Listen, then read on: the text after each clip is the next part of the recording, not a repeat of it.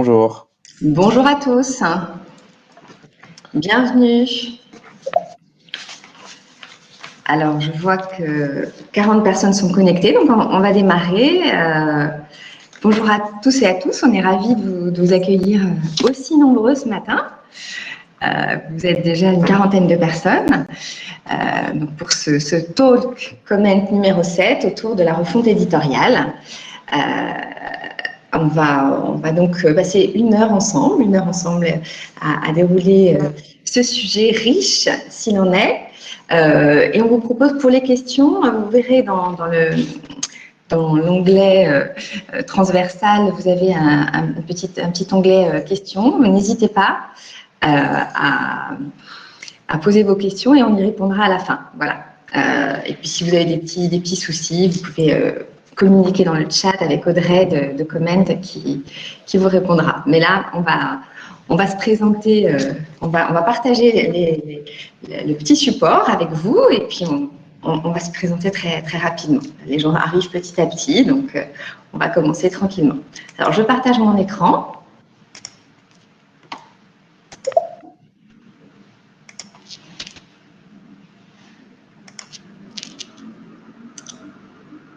Voilà, normalement, vous avez accès à ce joli paysage de Théier. Voilà, refonte éditoriale, l'art et la manière, on va parcourir 10 étapes pour réussir le contenu de notre prochain site. Alors, on va d'abord se présenter. Donc, moi, je suis Aude Mainville, je suis directrice générale adjointe de Dixit. Dixit est une agence éditoriale digitale. Depuis maintenant 20 ans, on accompagne nos clients dans leurs problématiques de contenu, et notamment le ministère de la Culture avec Doriane. Je te laisse te présenter. Oui, bonjour. Donc, moi, je suis Doriane Bardaville. Je suis responsable du pôle web au ministère de la Culture, avec notamment en charge le site du vaisseau amiral culture.gouv, le site institutionnel du ministère, qu'on a refondu récemment, et notamment avec l'aide de Dixit qui nous a aidé à faire un audit, à faire une charte éditoriale. On va revenir ensemble là-dessus. Voilà. Alors, je vous propose de commencer avec une petite citation de Winston Churchill qui pose un peu le cadre de ce qu'on va dire ce matin. Mieux vaut prendre le changement par la main avant qu'il ne nous prenne par la gorge. Donc, si vous êtes ici, c'est que vous avez des réflexions sur les refontes, la manière de les mener, pourquoi les mener, comment les mener. Donc, c'est le bon moment de partager ces éléments ensemble. D'autant que voilà, la fin d'année approche.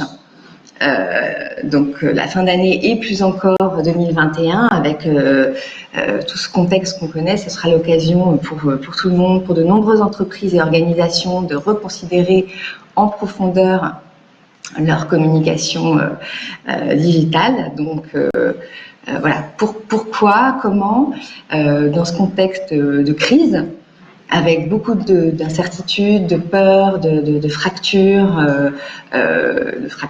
sociales. L'incertitude, on est dedans, on a été dedans, encore hier soir on y était, et chaque jour on le vit. Donc tout ça pose énormément de questions, et notamment sur la raison d'être des entreprises, avec aussi quand même malgré tout quelques aspects positifs. On a vu que ça a beaucoup renforcé la cohésion nationale, que la dimension collective et la dimension de responsabilité à la fois pour soi, pour sa famille, aussi pour les autres. Donc c'est vrai qu'on a des audiences, des cibles qui ne sont plus les mêmes qu'il y a quelques mois, qu'il y a quelques années.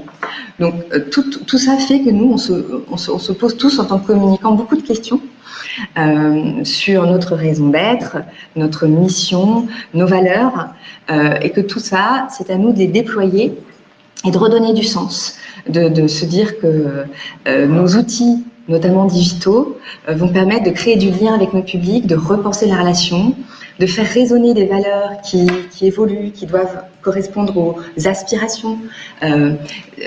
Si on parle de confiance, si on parle d'engagement, si on parle de proximité, comment faire pour trouver le ton juste? Donc là, ce matin, on va essayer de voir très pragmatiquement les étapes incontournables pour mener une refonte, mais aussi essayer d'y apporter du sens. de travailler sur l'utilité de nos contenus, de travailler sur l'éco-conception de nos contenus, travailler sur la reprise de contenus existants, voilà. Et puis également sur la meilleure manière d'exprimer notre identité aujourd'hui et demain, en évitant ce que d'aucuns évoquent comme décence, faire preuve de décence émotionnelle en évitant la récupération. Voilà sur un petit peu le contexte. Donc, je vous propose de voir 4 parties très distinctes et à chaque fois de vous donner quelques éléments clés de méthodologie. Et nous aurons l'éclairage de Doriane sur le ministère de la Culture, sur cette refonte très riche et qui n'est pas terminée. Donc 4 parties: l'état des lieux, la stratégie et la conception, la production en elle-même, et puis la mise en ligne, qui est parfois un moment un peu stratégique qu'on néglige, et l'après, évidemment. Et tout ça avec cette dimension très forte, évidemment, que nous évoquons ici. Pardon, ça va trop vite. Le contenu comme pièce maîtresse de votre projet de refonte, parce que on est bien placé pour savoir, et je pense qu'un certain nombre d'entre vous également, vous pourrez nous le dire à la fin dans notre petit échange, mais combien de refontes ne sortent pas à l'heure, faute d'avoir réfléchi en amont à l'éditorial, ou coûtent 2 ou 3 fois plus cher parce que le fond intervient trop tard. Voilà, donc pensez contenu avant tout. Ces fameuses 10 étapes dont je vous parle depuis un moment, les voici. Un petit chemin, on va pas dire un chemin de croix, un chemin riche, varié, dense parfois long aussi, qui se déroule d'abord donner un cap, on va revenir sur tous ces aspects, jusqu'à la mise en ligne, jusqu'à l'intégration elle-même, et puis en passant par l'évaluation de l'identité, l'évaluation de mon socle, mon patrimoine de contenu, la conception et la production des contenus, la façon de les recycler. Voilà, tout ça, on va essayer de l'aborder. Alors évidemment, on ne va pas rentrer dans le détail aujourd'hui de toutes ces dimensions qui sont, vous l'imaginez bien et vous le connaissez bien pour certains d'entre vous, très, très riches, très complètes. Vous pourrez télécharger le livre blanc que l'agence Dixit a réalisé et qui vous détaille toutes ces étapes. Voilà. Dans vos soirées à partir de 21h, vous aurez déjà un petit bouquin à lire. Alors, on va démarrer avec notre première partie qui est l'état des lieux, avec cette maison qui est à retaper. J'espère que vos espaces digitaux, vos sites ne sont pas dans cet état-là. Mais voilà, comment bien mettre le socle de la maison pour que tout se déroule au mieux. La première étape sur laquelle je souhaite vraiment attirer votre attention, c'est donner un cap. Mobiliser des dizaines d'acteurs, jongler avec les points de vue, répondre à des objectifs parfois contradictoires. Effectivement, comme on le dit ici, piloter une refonte à tout l'exercice d'équilibriste. Donc il vaut mieux graver très tôt dans le marbre des enjeux pour que chacun œuvre dans la même direction. Quelques motivations qu'on entend et qui sont des raisons légitimes. On a une nouvelle plateforme de marque qui vient de sortir. On est dans le cadre d'une fusion, par exemple. On est dans le cadre d'une nouvelle marque. On a des nouveaux objectifs stratégiques, un plan à 2025. Oh là là, il faut absolument que le site déploie ces objectifs. On a une gouvernance éditoriale amorphe qui ne répond plus aux besoins. On a un événement à l'horizon qui fait qu'on va avoir de l'attention digitale soudaine. On a des KPI qui ne sont pas du tout satisfaisantes, une direction qui nous alerte, ou un CMS qui est plus adapté, on change la technique. Tout ça, ce sont des bonnes raisons, elles sont tout à fait légitimes, mais elles ne sont pas suffisantes. Et vraiment, je souhaite partager ça avec vous. Notre refonte, elle doit avoir du sens, elle doit avoir du souffle. Quelle ambition au global? Pour qui? La question des cibles est malheureusement encore aujourd'hui parfois négligée. Pour quels enjeux? Et pour laisser quelle empreinte durable? Donc dès le lancement, il faut fédérer et impliquer le top management. on organise un embarquement avec tous les acteurs susceptibles d'apporter une vision stratégique au projet, parce que il faut ne pas se limiter à la sphère digitale, marketing, communication. Une refonte digne de ce nom, elle doit être un projet à l'échelle de l'entreprise tout entière. Elle doit mobiliser non seulement les membres du COMEX, mais aussi les directions métiers. Il peut arriver qu'une direction métier qui n'a pas été impliquée dès l'amont peut mettre un holà au moment de la diffusion des contenus. Donc vraiment embarquer tout le monde, donner une vision stratégique et interroger avec tout le monde les réponses que le digital peut offrir à ces enjeux, aux enjeux de chacun. C'est le moment de repenser tout ça. On diffuse lors de cette réunion de lancement, lors de ce kick-off, appelons-le comme on veut, mais tous les travaux qui ont été préalables. On a fait des audits, des indicateurs, on a analysé des indicateurs, on a réalisé des benchmarks. Voilà, il faut que chacun comprenne pourquoi la version actuelle du site ne donne plus satisfaction. Des consensus vont sortir, tout le monde ne sera pas d'accord, mais le but, c'est d'aboutir à ce qu'on appelle un pacte de refonte. Voilà, une charte, un document de mission qui va définir en quelques points, mais partagés par tous, qui va synthétiser les enjeux du nouveau site. Par exemple, on vous en donne un exemple ici, 5 enjeux pour le nouveau site. Démontrer que nos paroles s'expriment aussi dans nos actes. On sait que ça, c'est un objectif que beaucoup vont partager, transformer notre raison d'être en raison d'agir. Permettre de gagner des points de notoriété en X années. Pour qui? Pour quelle cible? Proposer des expériences de contenu qui n'existent pas ailleurs, on y reviendra. Ça a vraiment des choses nouvelles, des choses qui ne remplissent pas l'infobésité auxquelles sont confrontées toutes nos audiences. Émerger dans les premiers résultats de Google. Alors les 3 premiers, ça va être compliqué, mais en tout cas sur les requêtes cœur de métier. Ou faire comprendre notre rôle sociétal à tout un chacun. Voilà un exemple.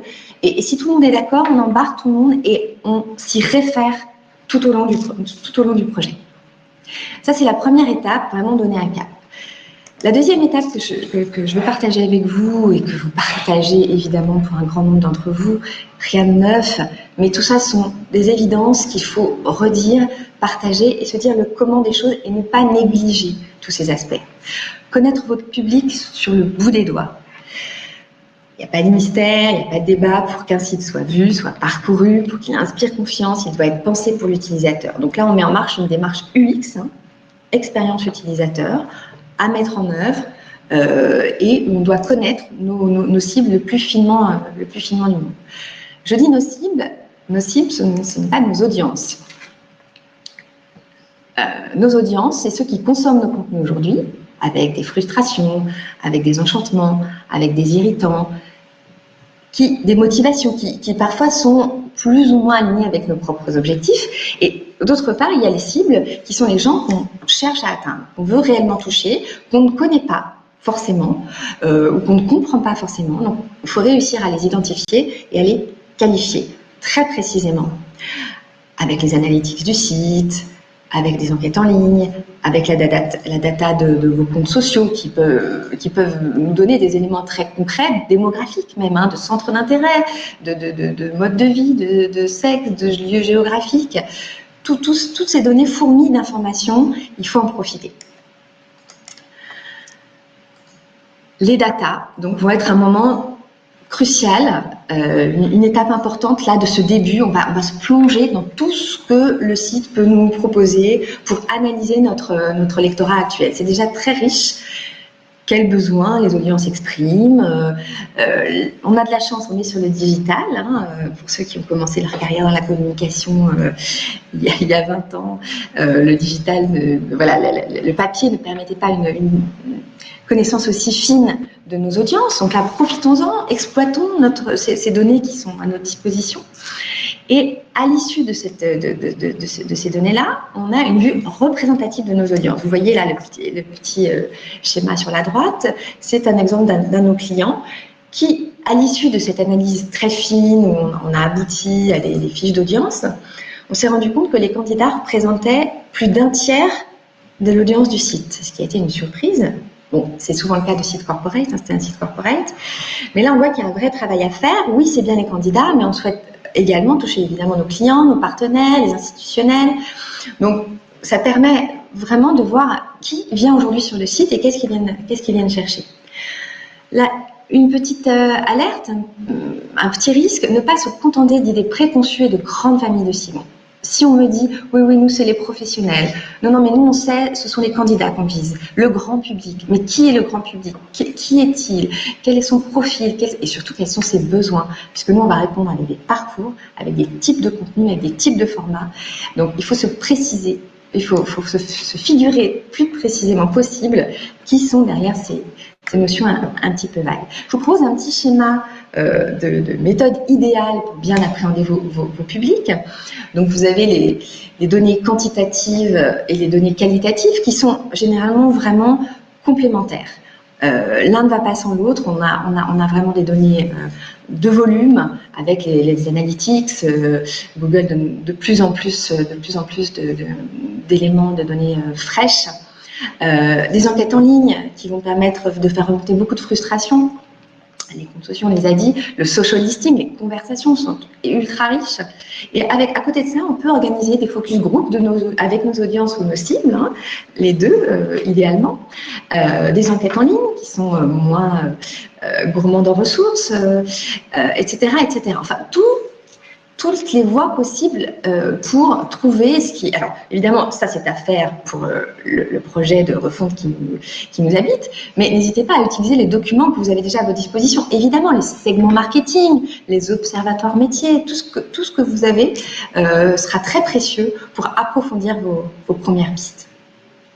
Ça, c'était notre deuxième étape. La troisième étape, c'est évaluer le patrimoine éditorial existant. Analyser l'offre de contenu. Pourquoi? Pour en connaître précisément l'organisation, le volume, la volumétrie, la pertinence et voir ce qu'on peut en faire. Ne pas repartir de zéro, from scratch. Il y a une richesse existante qu'il faut absolument exploiter pour ne pas perdre de temps, d'argent.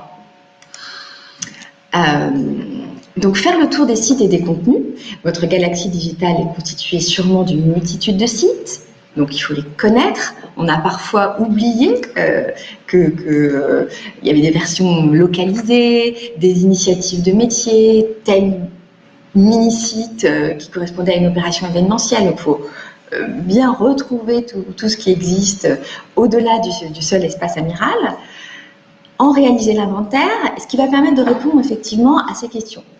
Est-ce qu'ils se phagocytent ces contenus entre eux? Ça arrive, notamment au niveau référencement naturel. Donc les gens sont un peu perdus. Est-ce que leur rôle respectif est clair pour l'utilisateur? Est-ce qu'il y a vraiment besoin de 12 sites ou peut-être que 2 plus clairs, etc., etc. Lesquels demain auront du sens au vu de nos grands objectifs qu'on a établis en amont? Une refonte, c'est vraiment une occasion idéale, c'est le moment ou jamais de rationaliser l'écosystème, de rationaliser la vocation de chaque espace de publication. Donc vous allez cartographier les contenus de chaque site, nombre de pages, ressources, et puis à la fois donc quantitativement et qualitativement, pour voir quelle est la nature des contenus, les thématiques traitées, les types de formats aussi à votre disposition. On ne va pas rentrer dans le détail de tout ce qu'on peut cartographier, mais voilà, toute donnée concernant un contenu doit être analysée, référencée pour être utilisée ultérieurement. On y reviendra. C'est également l'occasion, après avoir bien identifié tous nos sites, de réaliser une première analyse macro de notre offre éditoriale, par rubrique, par type de sujet, par période de publication, avec 3 aspects évalués. Est-ce que nos contenus sont obsolescents? À ce moment-là, à partir de quelle date on peut considérer qu'ils sont obsolètes, ils ne sont pas à reprendre? Quelle est la valeur éditoriale de notre corpus? Quelle est la proportion de contenus encore pertinents? Est-ce qu'il y a des îlots, au contraire, qu'on a complètement oubliés, qui ont une grande valeur, qui sont au fin fond d'arborescence et qu'on peut réutiliser? Et ce que nous, on appelle les verrous, sont ces rubriques, ces espaces intouchables qui, à un moment, ont été faits, par exemple, par une direction métier, qui en a la chasse gardée, et on ne sait pas très bien qui a la main. À partir de là, ça nous permet de mesurer le capital éditorial exploitable et également les lacunes thématiques, les sujets qu'on ne traite pas et qui du coup là seront véritablement à produire dans la suite du projet. Voilà pour nos 3 premières étapes. Je laisse la parole à Doriane pour nous parler du magnifique projet du ministère de la Culture sur ces 3 premières étapes. Oui, merci Aude. Alors, donc moi, je vais vous raconter un petit peu notre expérience au ministère de la Culture, qui est un petit peu l'illustration à chaque fois de ce que Aude explique sur la partie théorique. Alors, tout d'abord, nous, on a décidé de réaliser un audit, notamment pour réussir l'onboarding, parce que on savait très bien quels étaient les défauts du site, pourquoi il fallait le refaire et comment on allait le refaire. Sauf qu'on avait besoin de légitimité, parce qu'au ministère de la Culture, la communication, c'est encore vu comme quelque chose on va dire, vulgaire presque. Et on avait besoin de s'asseoir sur un document, de pouvoir mettre des mots sur des choses, de pouvoir schématiser des éléments pour pouvoir embarquer les top management, mais aussi les autres directions qui sont nos interlocuteurs quotidiens. Et au sein de la culture, des directions, il y en a beaucoup. On est, je pense, un des ministères qui recoupons le plus un panel de thématiques le plus large possible, du théâtre au cinéma, à l'archéologie, à l'architecture, aux monuments, à la langue française. Enfin voilà, c'est très très large. Donc, le contexte, c'est qu'on a, sur le site du ministère, on a une centaine de contributeurs, à la fois répartis en régions, parce qu'il y a des déclinaisons du ministère dans chaque région, mais aussi sur les thématiques que je viens de vous exposer. Donc, au total, ça fait à peu près une vingtaine de nouveaux contenus par jour, avec donc un site avec beaucoup de problèmes en amont, une gouvernance archaïque et anarchique, puisque faire des comités éditoriaux à 100 personnes, c'est assez difficile. Pas de ligne éditoriale ni d'harmonisation entre les contributeurs. Chaque contributeur faisait faisait des choses différentes dans son coin, avec différentes pratiques, avec différentes mises en avant, avec différentes lignes éditoriales même, et site trop orienté chercheur. Parce qu'effectivement, il y avait, on y reviendra, hein, mais il n'y avait pas cette espèce de niveau zéro qui explique un petit peu de quoi on parle. Pour le citoyen lambda, on allait tout de suite sur des contenus très complexes. Donc, l'opportunité d'un audit avec un objectif, l'accès à la culture pour tous, puisque ça, c'était des convictions, à la fois une conviction personnelle et à la fois de l'ensemble de la DICOM, c'est que le ministère peut parler au grand public et doit parler au grand public, avec donc le digital qui est aussi un outil d'accès à la culture.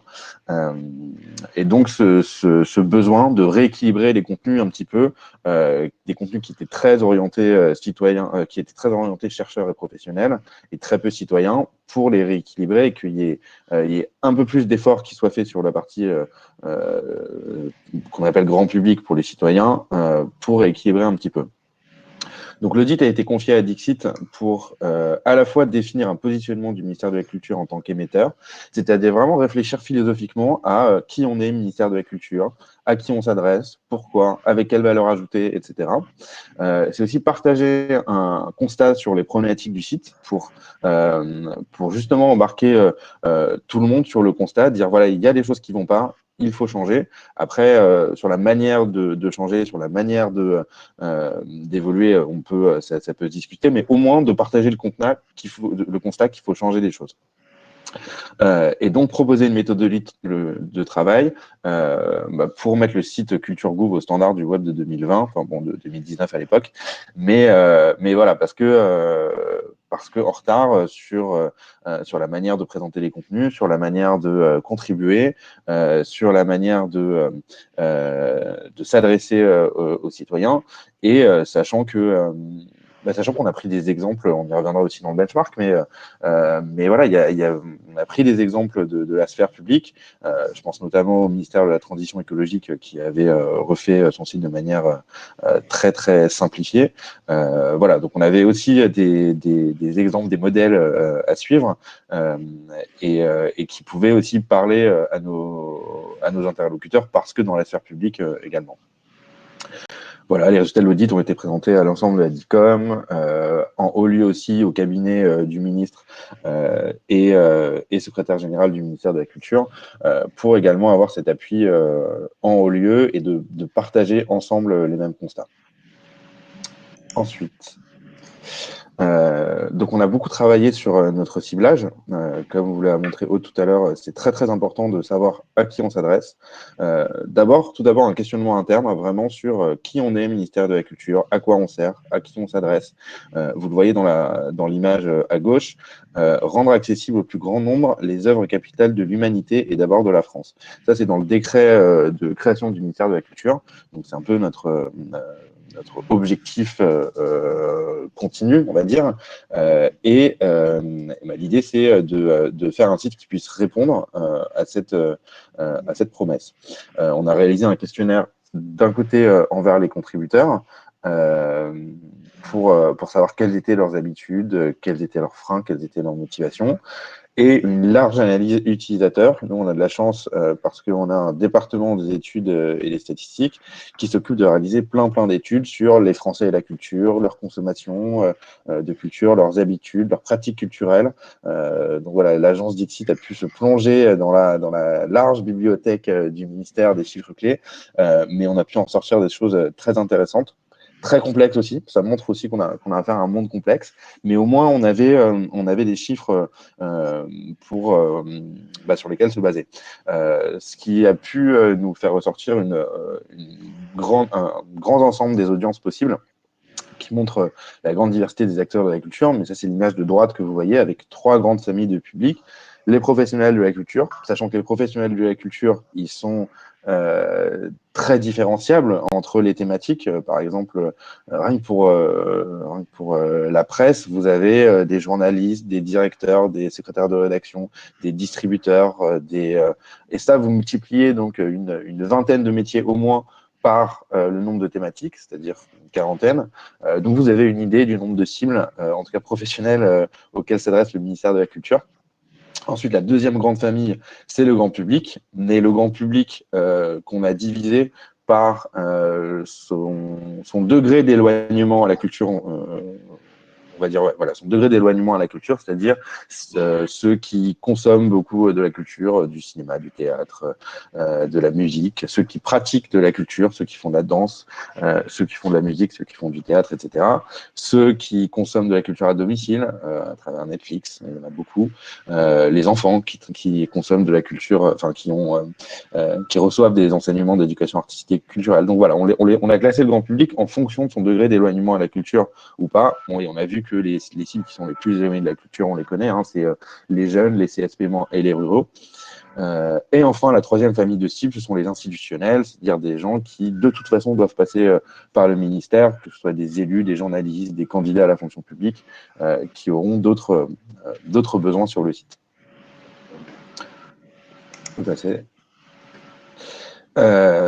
Et donc, pour évaluer le patrimoine éditorial existant, on avait beaucoup de choses à dire différentes, mais on les a réduits à 10 pour être plus synthétique, même si c'est 10 points très importants, parce qu'on s'est rendu compte que tirer à boulet de canon sur l'existant, ça marche.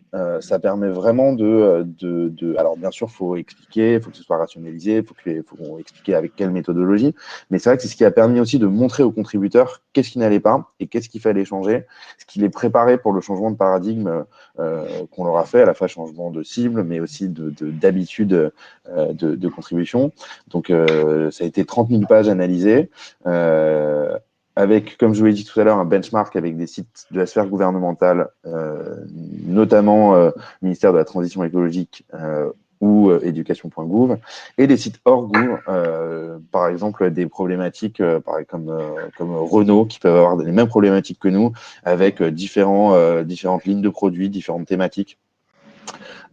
et de l'analyse à la fois d'expérience utilisateur, comment on va arriver au contenu, et à la fois éditorial, c'est-à-dire la qualité des contenus eux-mêmes, enfin pas la qualité, mais leur accessibilité, on va dire. Voilà. Merci Doriane, on va poursuivre ce projet. Quel suspense! Petit à petit, on va voir ce qu'on a pu dérouler. Donc la deuxième grande partie, une fois que voilà, on en a bien donné un cap, fait un état des lieux, on a bien une vision de où on veut aller et qu'est-ce qu'on a comme ressources, on passe à la stratégie et à la conception éditoriale. On vous l'a déjà dit, on vous le redira, l'utilisateur est roi, et notamment dans la phase de conception. On a envie de vous dire, de partager avec vous, j'espère qu'on aura l'occasion d'en discuter à la fin, mais voilà. Et si le design de contenu devenait la force de votre prochain site, c'est-à-dire on part vraiment de l'UX, on part de l'éditorial, et persona, arborescence, parcours, UX writing, toute l'architecture de l'information jusqu'à la structure même des contenus, on va l'élaborer du point de vue des publics.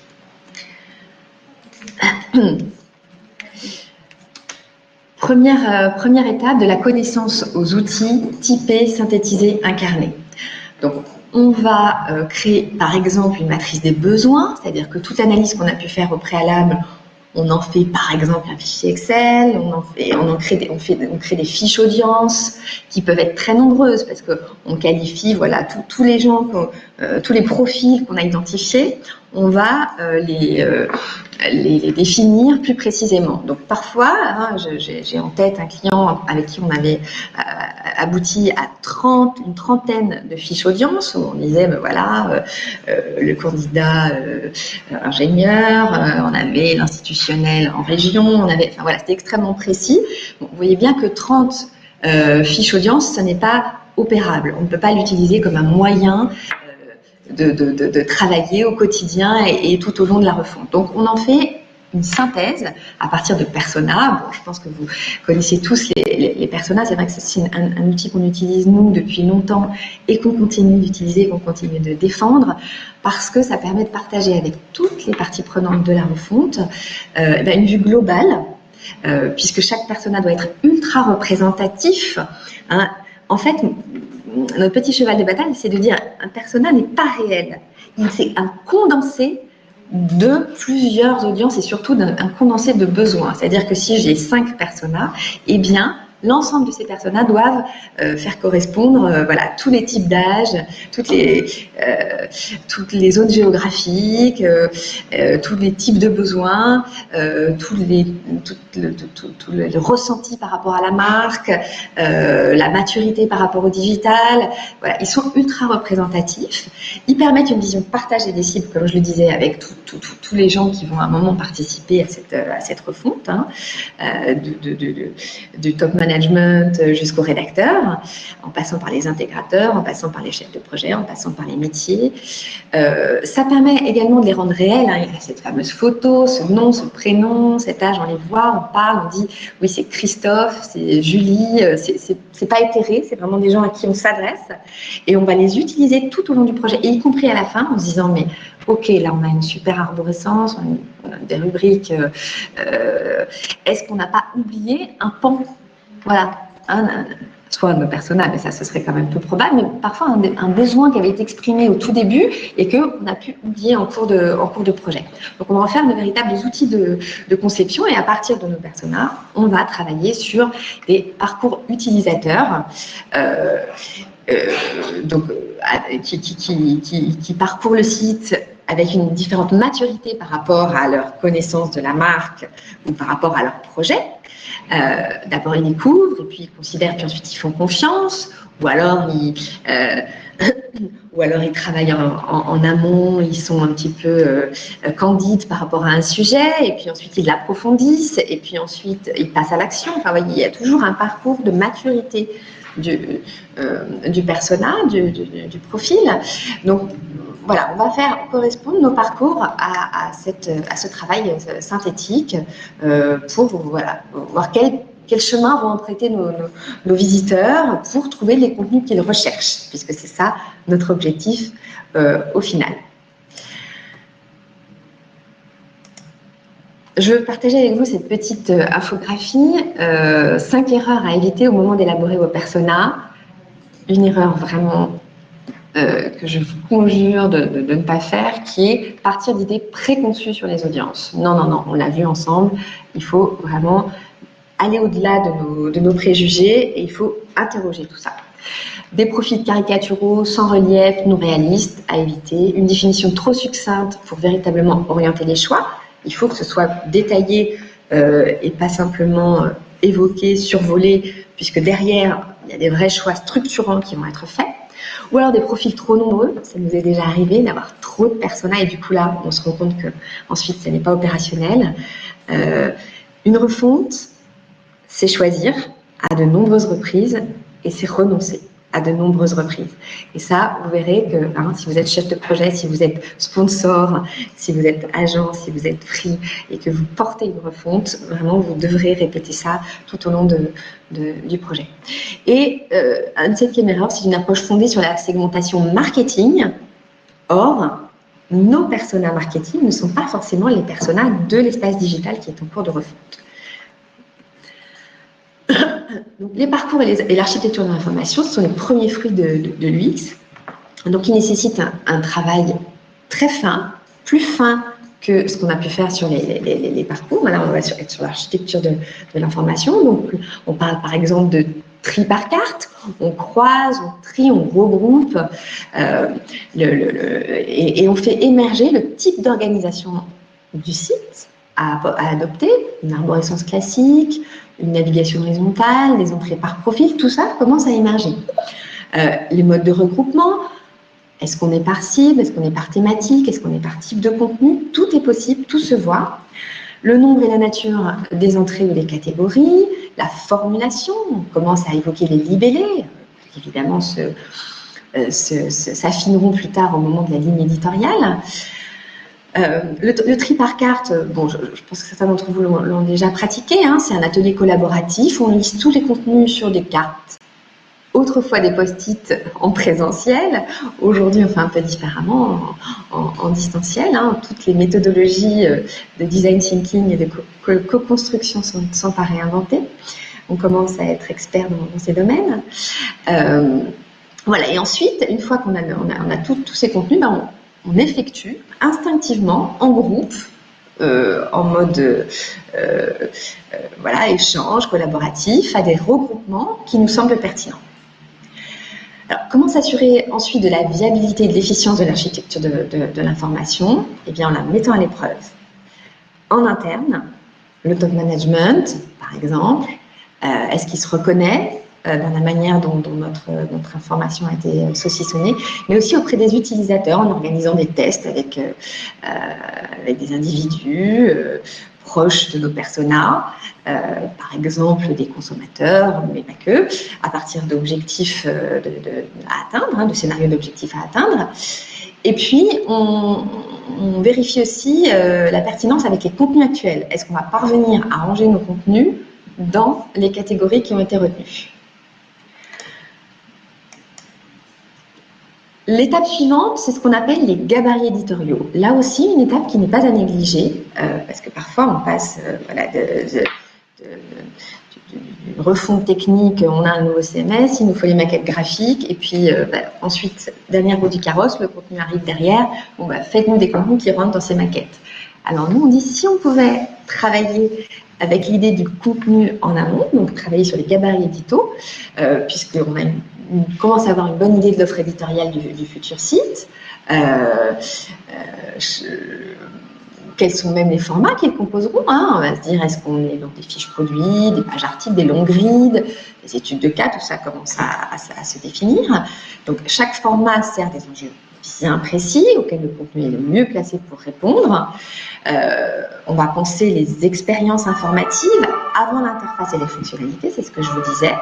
Et l'idée est d'établir, format par format, un gabarit éditorial qui va figer la séquence du contenu, sa narration, la manière dont on va hiérarchiser l'information, quelle place pour le fond, quelle place pour la forme. Et c'est une fois ces gabarits éditoriaux élaborés qu'on peut passer aux maquettes graphiques. L'étape suivante, la 5e, on est au milieu du gué, mais c'est une étape absolument essentielle, structurante, qui est la recherche de l'identité éditoriale. Comment identifier des différenciateurs, une ligne éditoriale qui est la vôtre, qui est différenciante, qui va montrer qui vous êtes et vous n'êtes pas le voisin. C'est absolument indispensable pour concevoir derrière des contenus inédits et qui vous répondent. On a vu que là, on a beaucoup travaillé sur ce que nos audiences et nos cibles cherchent. Là, maintenant, on passe à l'étape qui sommes-nous ? Quelle est l'ADN de cette entreprise ou de cette organisation ? Donc, on va travailler, voilà, la raison d'être. Donc, si elle existe, si on a un beau purpose, tant mieux. Si on a des valeurs qui sont définies, une plateforme de marque, tout ça vient nourrir cette réflexion. Comment elle est perçue, notre structure auprès des clients, et quelle est sa place dans la société. Quels sont nos différenciateurs? Est-ce qu'on a vraiment des valeurs différentes? Est-ce qu'on a des pratiques différentes? Est-ce qu'on a des sujets qui sont les nôtres et qui ne sont pas... Et pour travailler, de nombreuses entreprises depuis 20 ans maintenant, on peut se rendre compte que oui, quand on cherche, y compris dans l'assurance, y compris dans la banque, y compris dans la mutuelle, on peut trouver des véritables différenciateurs, y compris un cabinet de conseil avec qui on a travaillé. Quoi de plus semblable que des Big Four? Eh bien non, ils ont chacun leur identité, ils ont chacun la façon d'exprimer ce qu'ils sont, les sujets qu'ils préemptent, et une culture d'entreprise qui doit se transmettre dans tout type de site. Évidemment, un site corporate, mais pas que. Toutes nos plateformes d'expression vont nourrir les contenus qu'on va être amené à mettre en œuvre. Donc, ne pas faire la même chose que son voisin, ça aussi, hein. Oser être vous-même, c'est une des leçons aussi qu'on veut partager avec vous ce matin. Oser être vous-même. Oui, le bench, c'est très précieux. Pourquoi? Pour identifier les bonnes pratiques, un bon benchmark, mais aussi pour voir ce que font les autres et que nous, on va faire différemment. On fait comment? On organise des ateliers avec beaucoup de monde, mais pas trop. Les parties prenantes internes de tous bords, la communication, l'image, les métiers, la com interne. Enfin voilà, c'est vraiment à définir pour que ce soit les personnes les plus pertinentes et les plus complémentaires. Et on aboutit à ce qu'on appelle des axes éditoriaux, des thématiques fortes qui seront porteuses de nos grands objectifs et qui répondront aux attentes de nos cibles. Et ces axes éditoriaux, qui sont au nombre de 3 à 5, il ne faut pas que ce soit plus, vont permettre une identité éditoriale extrêmement saillante et vont se décliner sur l'ensemble des contenus, vont irriguer l'ensemble des contenus, les angles, les formats, la typologie, la ligne éditoriale, bien entendu. On formalise tout ça, du coup, dès maintenant, par une première charte d'expression qui pose les axes, des exemples déjà à faire et ne pas faire, parce que nos axes éditoriaux vont s'exprimer dans les contenus, donc il faut les rendre un peu concrets, les premiers champs lexicaux qui y répondent, et puis des principes iconos. Ne pas oublier la dimension visuelle et rich media, hein, qui est aussi présente et qui doit être pensée dès l'amont. La 6e étape, l'invention de nouvelles expériences de contenu. On disait tout à l'heure, on ne va pas faire les mêmes contenus que nos voisins. On va revenir tout à l'heure sur la dimension recyclage. Mais là, on est au moment de la conception. On se dit, dans toutes les thématiques qu'on a identifiées, allez, mettons en place la créativité pour qu'on ait envie de nous lire, envie de venir nous voir et de revenir nous voir et qu'on identifie qu'on n'est pas le même. Donc, l'avantage, c'est que sur le digital, on peut inventer sur plein de niveaux. Sur le look, les formats, les registres, les principes narratifs. Aujourd'hui, on a 1000 exemples de contenus extraordinaires. Le New York Times nous en propose régulièrement. On peut également innover sur les interfaces, les technologies, les modes de consultation, les modes de navigation. Donc, il faut tirer parti de tout ça avec notamment des méthodes de design thinking éditorial, de méthodes collaboratives. Vous avez sur la droite ces 4 ces 4 exemples qui sont l'empathie, enfin ces 4 étapes, pardon, qui sont l'empathie, bien connaître à qui je m'adresse, l'inspiration, j'étudie ce qui se fait ailleurs, les bonnes pratiques, l'idéation, plein d'idées, le brainstorming, là, il faut laisser s'exprimer toute la créativité. Et puis ensuite, on fait des vraies maquettes. Vous avez un exemple ici de premier schéma qui avait été fait au cours d'un atelier de design thinking pour un de nos clients. On voit que voilà, derrière, ce ne sont pas forcément exactement ces contenus-là qui sortent, mais ça permet de mettre en image. Je vais laisser la parole à Doriane pour nous parler de cette étape numéro 2 auprès du ministère de la Culture. Exactement. Donc, déjà, comme l'a dit tout à l'heure Aude, l'utilisateur doit être roi.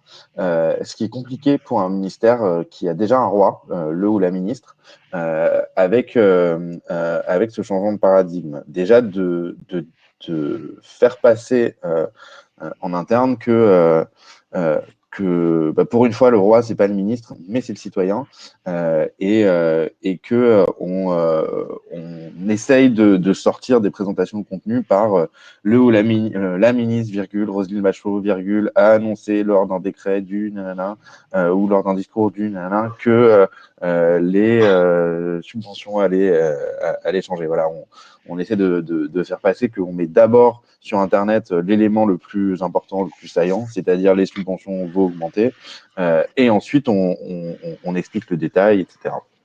Donc, les grosses recommandations de l'audit, elles vont vers le bénéfice citoyen, c'est-à-dire comment on prend en compte le grand public de la manière la plus pédagogique possible et la moins institutionnelle possible. Pour ça, il y a deux grandes catégories de recommandations. La première sur l'UX, c'est-à-dire comment l'internaute va accéder au contenu, et la deuxième, côté édito, c'est-à-dire comment nous, on améliore la qualité des contenus créés, leur interactivité, leur adaptation à ces fameuses cibles. On peut passer. Alors, sur les recommandations UX, donc elles étaient notamment sur comment on va accéder au contenu, avec notamment une mise en place d'une navigation par tag, puisque avant cette refonte, on était sur un site très très arborescent, très très vertical, avec parfois jusqu'à 8 niveaux de clics pour arriver à l'information, ou des contenus dupliqués entre les rubriques du site. Par exemple, un contenu architecture et Normandie, il était deux fois. Il était à la fois dans la rubrique architecture et à la fois dans la rubrique Normandie. Donc, je vous raconte pas niveau référencement. Enfin, déjà, ça augmente la complexité du site puisque ça augmente le nombre de pages, et surtout niveau référencement, c'est très pénalisé par les moteurs de recherche parce que ça fait du contenu dupliqué entre les pages. Enfin, voilà, Google, il n'aime pas ça. Donc, on a refondu le moteur de recherche et on a mis en place une navigation par tag, c'est-à-dire qu'aujourd'hui, un article, un article qui est architecture et Normandie, il n'existe qu'une fois, mais il est tagué architecture et Normandie, et il remonte dans des remontées automatiques, mais c'est quand même le même article au même endroit avec la même URL. Donc, l'intérêt d'une navigation par tag et d'une recherche mise en avant, avec, comme vous pouvez le voir sur la gauche, pas mal de filtres différents, pas mal de tri possibles, ça met l'internaute au centre de la recherche, au centre de sa navigation, au centre de son parcours. C'est-à-dire que c'est l'internaute lui-même qui va décider qu'est-ce qui va l'intéresser, plutôt que nous, qui allons lui présenter selon une arborescence, mais qui est forcément subjective parce qu'elle a forcément le biais cognitif de la personne qui l'a faite, qui n'a pas forcément la même logique que l'internaute. On a tous des cerveaux différents et des logiques différentes. Donc, une mise en avant de la recherche comme ça permet à chacun de s'approprier la manière d'aller au contenu, et pas définie par une personne qui l'a écrite. Voilà, les autres recommandations UX étaient notamment l'amélioration des outils de Rich Media, c'est-à-dire de pouvoir facilement mettre des éléments dans la page, dans l'éditeur de texte, que ce soit des citations, des vidéos, des infographies, des embeds de tweets, de Facebook, d'Instagram, d'images, de galeries d'images et de choses comme ça. Et une refonte graphique qu'on a menée après, en dernier. J'y reviendrai tout à la fin, je vous expliquerai. Mais en tout cas, ça a permis de prendre le parti de dire voilà, c'est l'internaute qui va vers le contenu qui l'intéresse et plus un contributeur qui va penser les choses pour lui et forcément avec sa vision des choses. L'exemple qu'on d'un Booking. Puis sur le site Booking, c'est un peu pareil. Vous écrivez le nom de la ville où vous voulez aller, vous choisissez des dates. Ensuite, vous avez un grand nombre de résultats que vous affinez ensuite, nombre d'étoiles proche du centre, ensuite que vous triez par prix, par nombre d'étoiles, etc. Voilà, c'est un petit peu, et ça c'est ma conviction personnelle, mais je pense que les sites internet vont de plus en plus évoluer comme ça, vers des bibliothèques, entre guillemets, ou des bases de données où on va devoir affiner sa recherche et aller vers l'information froide et servicielle, là où le reste, l'information chaude et événementielle sera consommée sur les réseaux sociaux. On peut passer.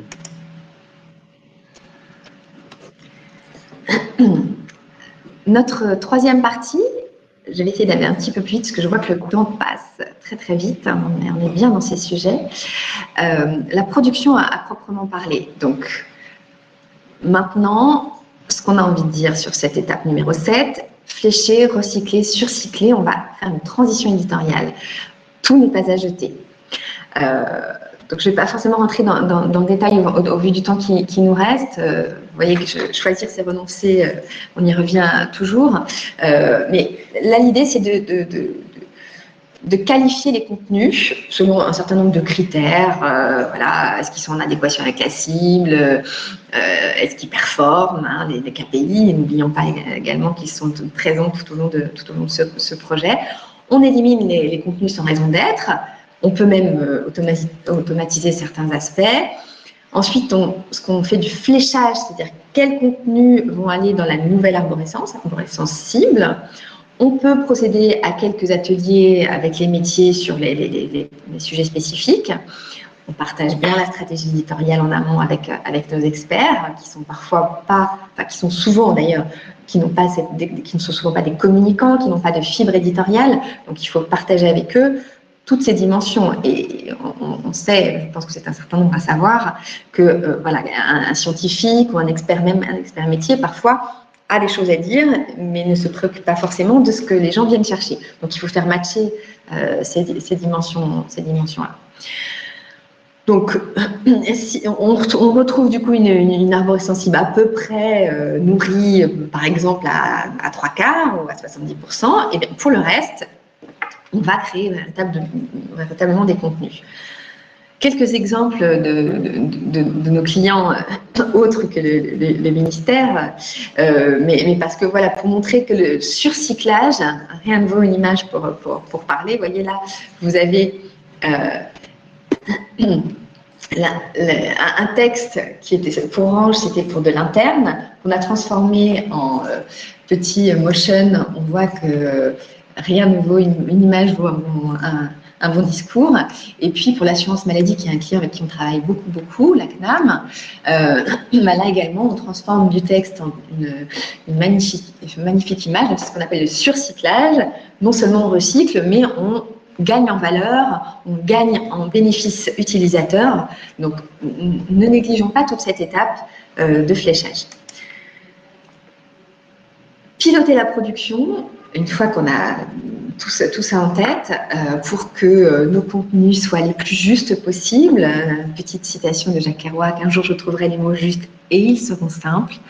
Nous avons cette ambition de la simplicité qui n'est pas toujours facile à trouver. Donc là, je vais aller assez rapidement, mais L'idée, c'est de cadrer, de piloter, de cadrer la production avec les outils nécessaires. Un document de corpus, si vous avez des questions, je pourrais y revenir, mais en gros, c'est un plan de production, c'est tous les contenus, là vous avez un exemple arborescent, tous les contenus et toutes les dimensions, tous les critères qui les qualifient. Parce qu'on a souvent un gros volume de contenu à gérer, on a un planning serré, on a de nombreux intervenants, donc un document de référence centralisé est absolument essentiel pour relever les défis.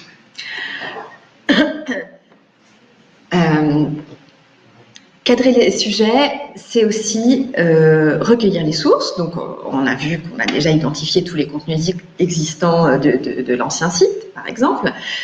Mais c'est pas que ça, c'est toutes les ressources utiles, y compris print, vidéo, interne parfois. On les organise.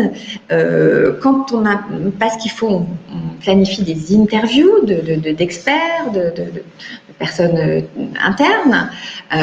Et puis ensuite, les fameuses fiches d'angle qui qualifient nos contenus, qui sont des plans détaillés pour que tout le monde partage la vision de l'article cible. Et ça, les fiches d'angle sont absolument indispensables pour les contenus étalons, donc les premiers contenus qu'on va faire pour chaque rubrique, qui vont fixer la ligne éditoriale, qui vont fixer le calibrage, qui vont fixer le style, qui vont voir si ça colle bien à nos gabarits éditoriaux. Donc ces fiches d'angle sont absolument indispensables au départ, mais idéalement, on peut en avoir pour tous les contenus. Et on va répondre à nos questions, quel message, comment on articule les informations, quel format, quelle langue, etc., etc.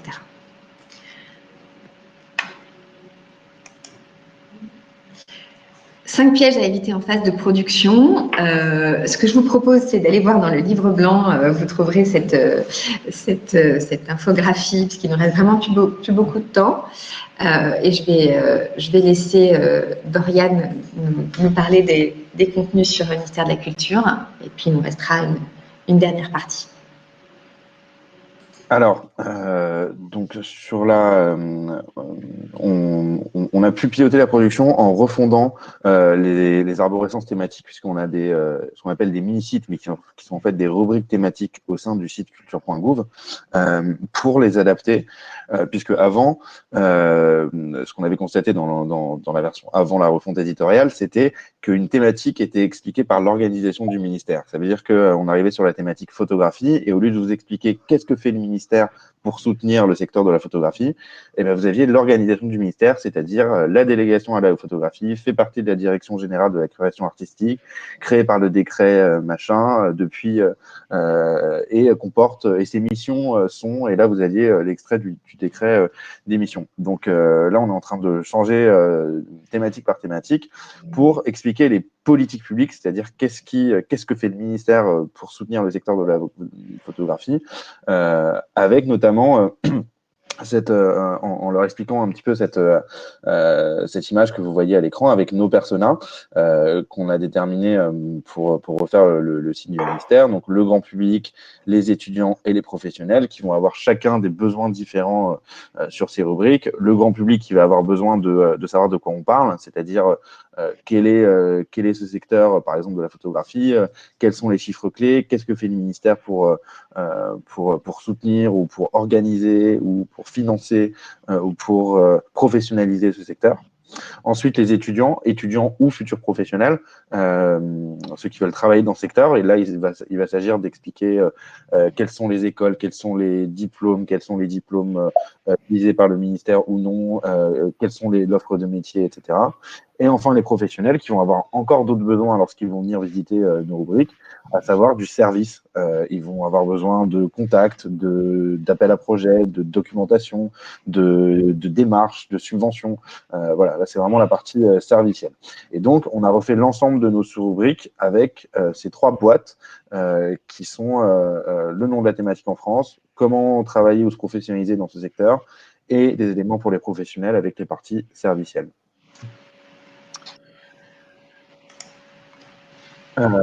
Et donc, on a refait l'ensemble des pages d'accueil de ces rubriques thématiques avec ce qu'on appelle une surcouche, où c'est nous, Dicom, qui avons écrit et payé ces contenus, pour ensuite laisser le reste, c'est-à-dire les sous-rubriques aux contributeurs en question, mais au moins d'avoir la garantie d'avoir ce niveau zéro de pédagogie compréhensible par n'importe quel citoyen.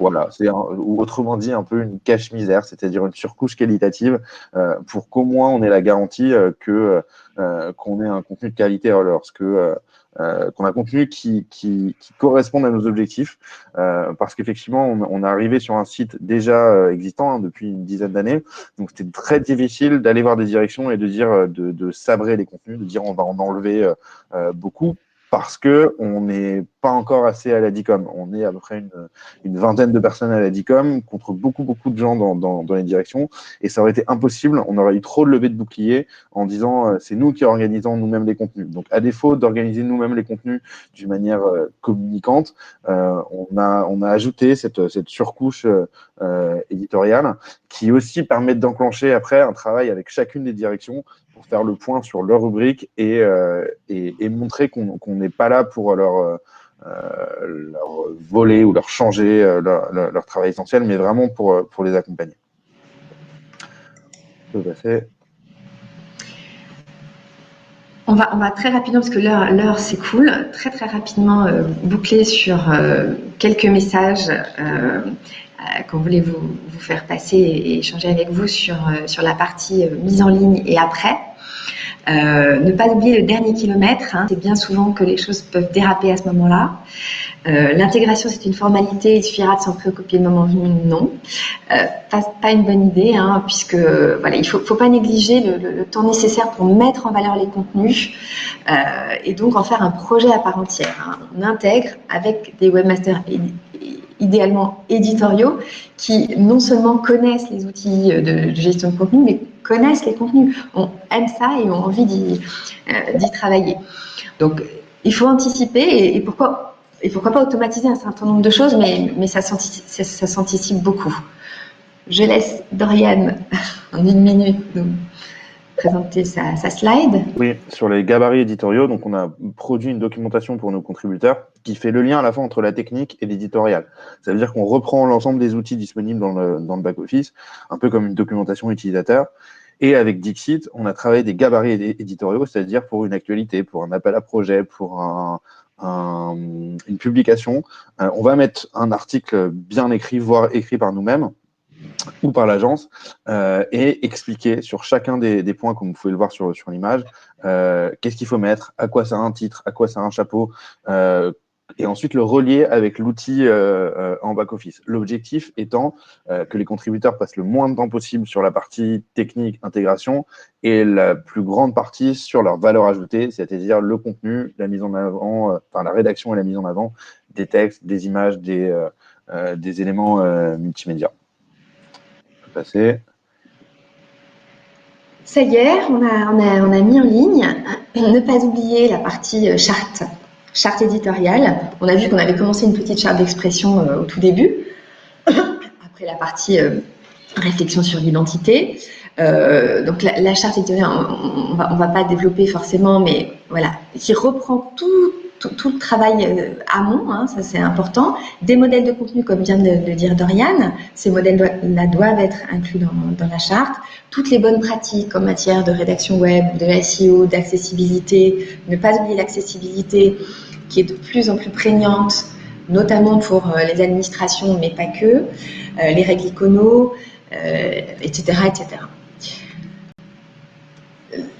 Cette charte doit être évolutive, ça doit être un outil, c'est à la fois, ce qui est compliqué avec la charte, et c'est le cas pour nos clients, c'est que c'est à la fois un outil de référence et un outil du quotidien. Parfois, ça vaut le coup d'en faire plusieurs, c'est-à-dire il y a la charte de référence qui peut être très dense, mais elle doit aussi être didactique et on peut faire parfois des extracts, des guides de contributeurs, et puis derrière organiser des sessions de formation pour faire passer toute cette densité et tous les enjeux et les contraintes de cette refonte. Je vais passer très vite, mais évidemment la gouvernance n'est pas à négliger, c'est un sujet en soi. La politique d'animation du site et la manière poursuivre les contenus, la manière à quel rythme on les publie, quels sont les KPI à suivre, tout ça est à faire à ce moment-là. Le comité éditorial, tout ça aussi, ce sont des gros sujets. Là encore, ne pas négliger les différents niveaux de décision. On dit comité éditorial, mais ça peut avoir 1000 formes différentes. Il valide le comité éditorial, il partage les indicateurs, les suivis de performance, il définit les sujets à traiter, il anime le réseau de contributeurs. Dans le cas de Dorian, le ministère de la Culture, il y en a beaucoup. On travaille aussi avec l'ADEME, ils ont énormément de contributeurs. Voilà, il y a beaucoup de structures où finalement il y a beaucoup de gens qui sont amenés ça vaut le coup parfois d'avoir un groupe pilote de contributeurs. On va y revenir si ça vous intéresse. Et ne pas négliger également d'avoir un pilote ou un sponsor inclus dans ce comité éditorial pour que les décisions stratégiques puissent être prises dans ce comité éditorial. Rien n'est pire qu'un comité éditorial qui ne décide pas. Je te laisse la parole. Oui, et donc enfin créer une communauté, puisque comme je vous ai expliqué, nous on avait une centaine de contributeurs qui écrivent tous les jours sur le site, donc c'est impossible de faire un comité éditorial à 100, c'est impossible d'être derrière chacun d'eux au jour le jour, parce qu'il y a trop de contenu créé par jour pour que nous-mêmes on puisse les relire ou les voir. Donc la seule option qu'on a, la seule solution qu'on a, c'est de les traiter comme une communauté, c'est-à-dire les former, les outiller, les accompagner, les guider pour qu'ils écrivent des contenus les plus qualitatifs possibles et avec toute la méthodologie que je vous ai expliqué, notre ambition. Donc, une personne dédiée dans mon équipe qui s'occupe d'animer cette communauté. Là, vous avez en image, vous avez l'interface de notre espace d'échange sur l'intranet du ministère avec un forum, un blog, une bibliothèque de documentation, des commentaires, etc. Bon, c'est un petit peu l'intranet du ministère est en cours de refonte, donc ça va changer un petit peu, mais en tout cas, ça nous sert beaucoup. Avec notamment, on a pu, grâce à la refonte technique, le changement de back-office, ça a été une excuse pour tous les former. Donc, on les a formés à la fois au nouveau back-office, mais aussi aux résultats de l'audit, aux recommandations, à ce changement de paradigme qu'on essaie de faire passer. Qui mène parfois à des confrontations, mais en tout cas, ça a toujours été très intéressant et surtout d'expliquer notre méthode et notre stratégie pour les onboarder, pour les embarquer avec nous, ce qui a été très utile et ce qui s'est fait aussi en douceur, on va dire.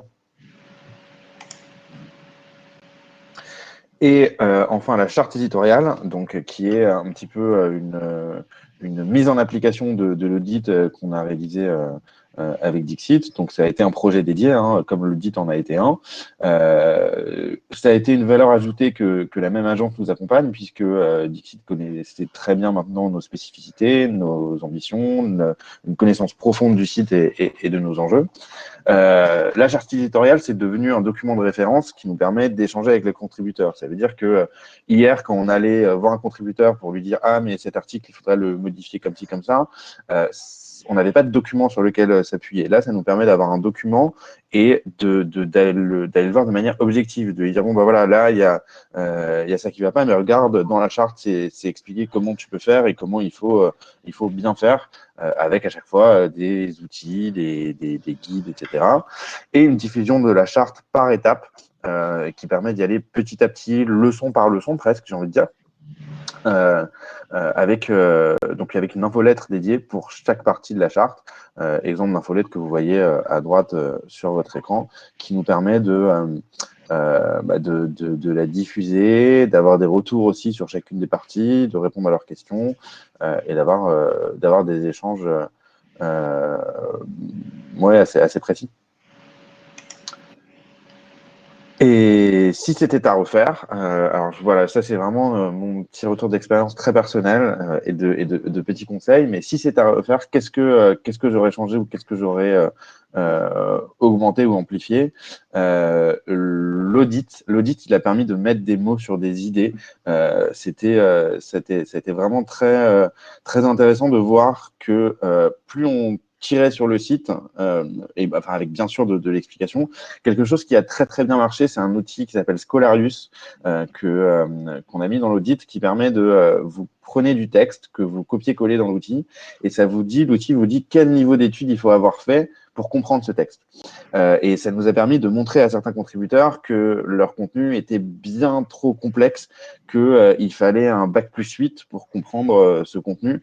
Et ça a permis vraiment à beaucoup de se rendre compte de l'intérêt de simplifier leur texte et justement que ce changement de cible pour eux, parce qu'il y a beaucoup de gens qui nous disaient non, mais moi je préfère que mes contenus soient vus par 15 personnes que je connais, qui sont des chercheurs, qui sont mes pairs, plutôt que par 2000 que je connais pas. Donc ça a permis quand même de changer un petit peu. Et du coup, d'avoir une importance des constats partagés, c'est-à-dire ce qui ne va pas, et des échelles, c'est-à-dire où je me situe par rapport aux autres thématiques ou aux benchmarks des autres sites, notamment au .gouv. C'est vrai qu'en montrant, en disant, bah, regardez, il y a d'autres ministères, il y a d'autres administrations qui sont dans le même cas que nous et qui ont réussi à faire cette transition. Donc voilà, il n'y a pas cette exception de sphère publique qu'on aurait pu voir. Et enfin, qu'est-ce qu'on aurait changé? J'aurais un petit peu plus renforcé la méthode centrée UX avec plus d'entretiens d'utilisateurs finaux, citoyens, étudiants, professionnels, parce que beaucoup de gens en interne me disent « Ah oui, moi je connais très bien mes cibles, je sais comment elles fonctionnent, etc. » Et de les confronter à des entretiens utilisateurs, voire même en faire certains entretiens utilisateurs par eux, je pense que ça aurait pu renforcer ce côté… à me regarder, au ministère, on n'a pas la même utilisation du site forcément que nos cibles, et c'est important de se mettre à leur place. Ensuite, j'aurais fait la refonte graphique avant la refonte technique, puisque la refonte technique, ça a été un changement du back-office assez lourd, avec bien sûr d'ajout de fonctionnalités, mais qui au final ne se voit pas et qui ne servent qu'aux contributeurs, c'est-à-dire l'objectif de cette refonte technique, c'est-à-dire comment changer le site pour faire gagner le plus de temps aux contributeurs sur la partie intégration, pour qu'ils se concentrent sur leur valeur ajoutée, qu'est l'écriture de contenu. En revanche, la refonte graphique, ça a été assez simple, ça a été vraiment un coup de pinceau, mais ça a eu un effet waouh que j'avais sous-estimé, à la fois en interne au ministère, mais à la fois auprès des contributeurs eux-mêmes, qui aujourd'hui sont encore plus contents de travailler sur un site qui leur plaît. Et effectivement, si on avait fait ça dès le début, ça aurait pu aussi encore plus enclencher cette volonté de changer les choses, d'améliorer les choses de leur côté. Et la dernière, c'est l'intervention directe sur les arborescences, puisque chaque rubrique avait des arborescences différentes et très complexes. Donc au début, on les a changées, on le faisait changer par les contributeurs, et on s'est rendu compte que ça prenait beaucoup de temps, parfois jusqu'à 1 an pour juste une rubrique, parce qu'il fallait faire valider par leur supérieur hiérarchique, par le directeur, par des personnes qui ne mettent jamais le nez dans le site. Donc, ce qu'on a fait, c'est qu'on a changé de stratégie, on a simplifié les arborescences nous-mêmes, c'est-à-dire qu'on a pris les 3 grandes boîtes dont je vous parlais tout à l'heure, pour le grand public, pour les étudiants, pour les professionnels. Donc, on n'a rien changé de leur contenu, mais on les a tous rangés sous ces 3 boîtes-là, en leur disant, voilà, on les a catégorisés. Si vous voulez changer des choses ou nous aider à le modifier, bien sûr, faites-nous des retours, mais en tout cas, l'enclenchement, on l'a fait nous-mêmes et on a vu que ça allait beaucoup plus vite et que c'était beaucoup plus efficace. Voilà. Merci Dorian. Juste pour conclure cette petite infographie que vous retrouverez dans le livre blanc, hein, la refonte qui a tout bon et la refonte qui va dans le mur. Donc une arborescence qui est très claire dans le plan marketing, non. On étudie en détail les besoins utilisateurs. Ah oui, le SEO, pas de problème, je pars des mots-clés et mon site sera parfaitement référencé. Non, l'expérience informative sera aussi bonne pour les moteurs. Les contenus existants, non, on reprend tout à zéro. Recycler, c'est bon pour la planète et c'est bon pour vos ressources internes, leur temps et leur argent. Le site actuel, le référenceur s'occupe des redirections, c'est under control. Attention, un plan de migration prévoit la destination de chaque page existante. Et pour l'intégration, mettre en ligne, ça rien de sorcier. Non. Mettre en valeur l'information, ça ne s'improvise pas. Voilà, j'espère que vous aurez retenu des choses. On vous remercie tous. Oups, pardon. Du coup, j'ai perdu le partage pour la fin. Je ne sais pas si…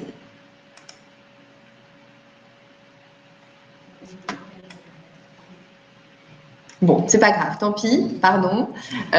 C'était juste une slide qui disait merci et qui vous redonnait le lien de téléchargement du livre blanc, mais je crois qu'Audrey l'a partagé. Donc oui, mais alors, voilà, je désactive le partage d'écran. Merci à tous. Alors, on va regarder dans les... Désolée pour le petit délai, on a un petit peu dépassé. On avait commencé un tout petit peu, quelques minutes de retard. Alors, on va regarder les questions, on va essayer d'y répondre dans l'ordre de leur arrivée. Eleonora, bonjour. Quel est le nombre de personas à prévoir une refonte, par exemple dans le cas du site du ministère de la Culture? Est-ce que tu veux répondre, Doriane, sur nos personas? Oui, oui. Alors, je pense pas qu'il y ait qu'il y ait un nombre défini, hein, mais un nombre de personas idéal, je pense que c'est un nombre de personas qui permet de voir l'ensemble des cas de figure possibles les plus représentatifs. Je pense que il faut toujours relier ça aux statistiques et à mon avis, ça doit couvrir 80%.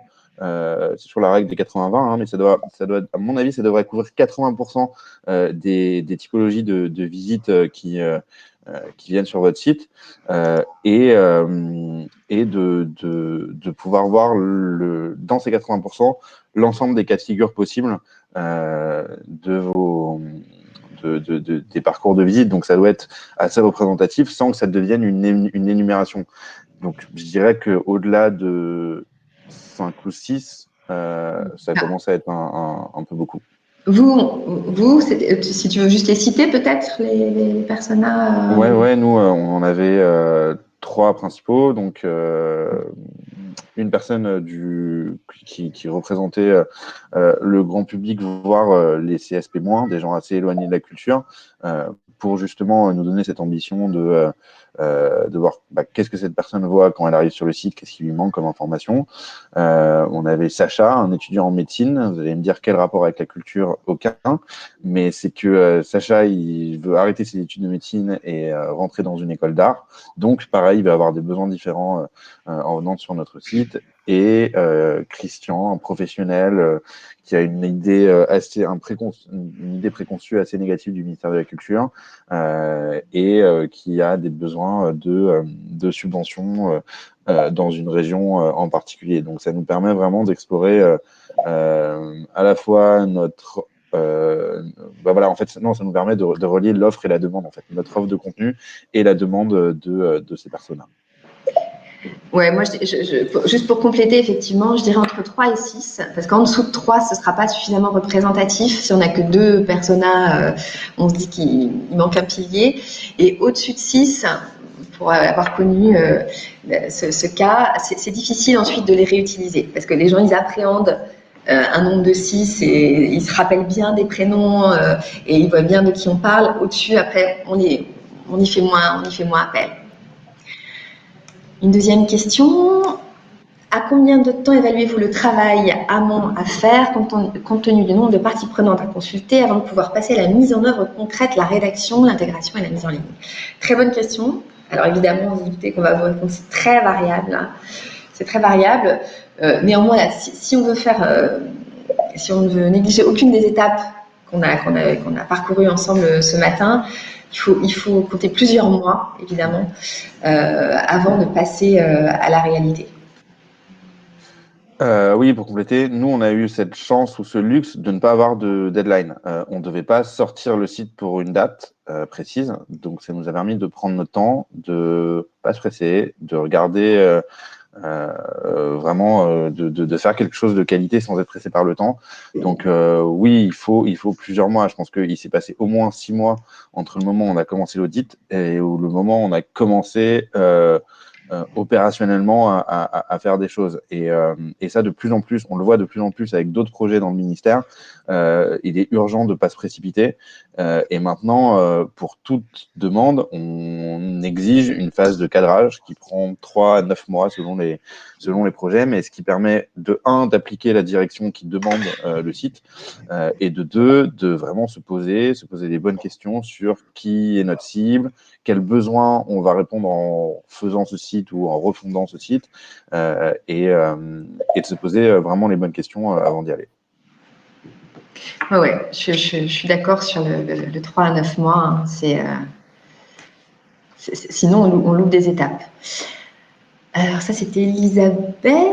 Nous avons Estelle. Le décret du 25 juillet sur l'accessibilité numérique, RG2A, amène certaines entreprises, administrations, mais pas que, à adapter leur site notamment. Qu'est-ce que cela implique et comment prenez-vous en compte cette contrainte faisabilité? Est-ce que tu veux Oui. répondre? Justement, on est en plein dedans. Alors, pour la refonte graphique, j'ai quand même fait auditer les maquettes en termes d'accessibilité. Donc, côté maquette, elles ont été validées. On a mis en place quelques petits changements par rapport à ce qu'on avait imaginé. Mais effectivement, là, on est en plein dedans.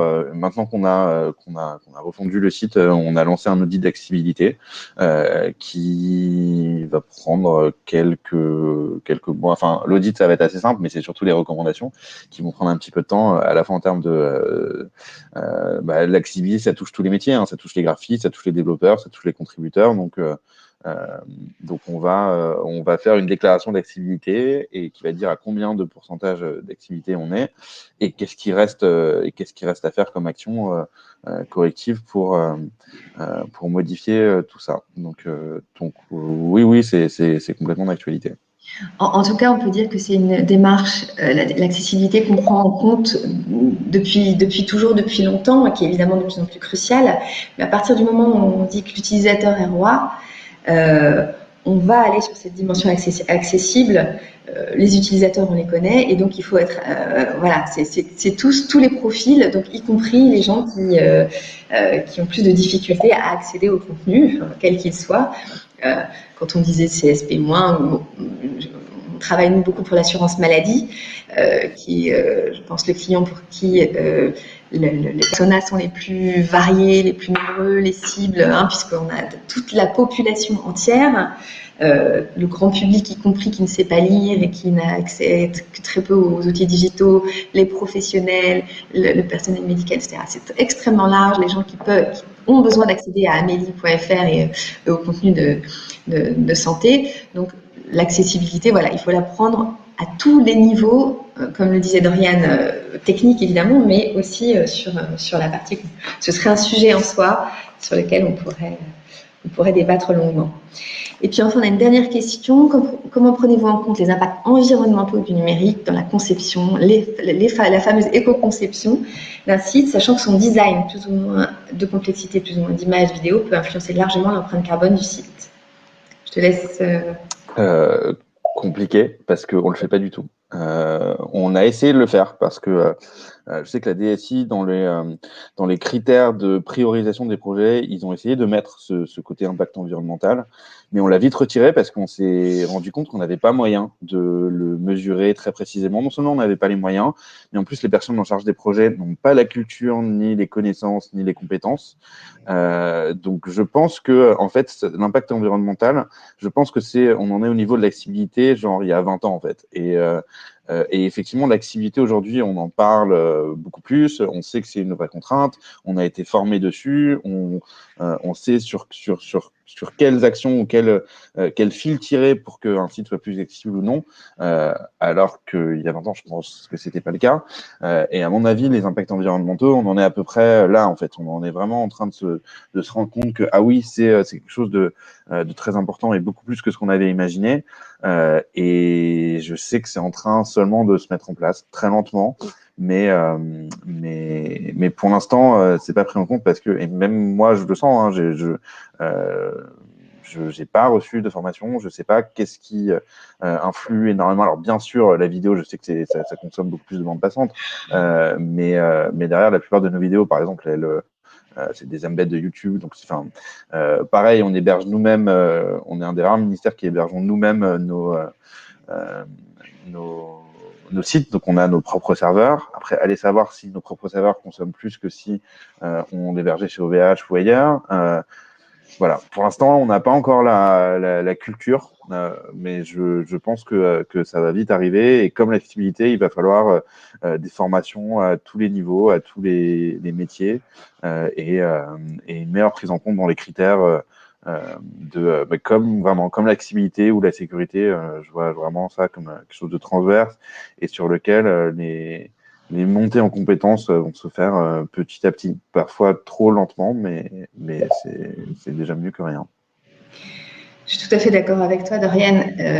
Ce domaine-là, c'est en ce moment vraiment le domaine des injonctions contradictoires. C'est-à-dire que nous, on travaille, on a vraiment cette problématique avec plusieurs de nos clients. Dans un d'entre eux, qui nous a dit bon, bah, comment faire alors que on a un CMS extrêmement contraint. Donc là, la problématique, c'est tiens, au moment de la production des contenus, comment on prend ça en compte?